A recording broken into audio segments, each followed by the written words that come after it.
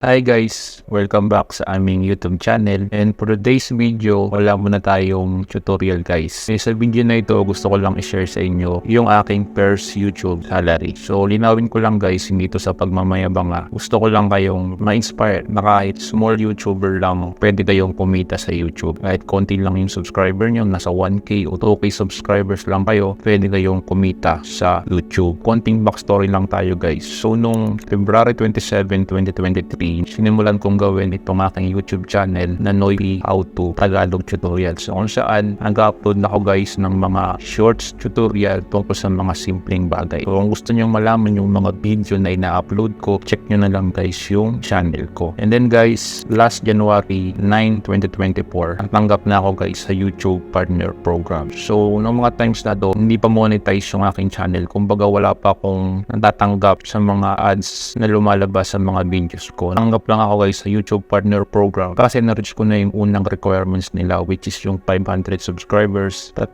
videos na in-upload mo within 19 days, and yung 3,000 watch hours. So simula nun, nung natanggap ako sa partner program ng YouTube, naging consistent ako sa pag-upload ng video hanggang sa ma-reach ko yung 4,000 watch hours and 1K subscribers. So nung na-reach ko na yung 1K subs at 4K watch hours, meron na akong natanggap na bayad sa mga ads na lumalabas sa mga videos ko. And then ngayong June, natanggap ko na yung unang sahod ko sa YouTube, which is yung kinita ng mga videos ko mula January hanggang April. So ito na guys, magkano ba yung unang sahod ko sa YouTube? So check nyo na lang guys. Ito yun guys, 6,546.67 ang unang sahod ko sa YouTube. Na kung i-convert nyo yan sa dollars is $113.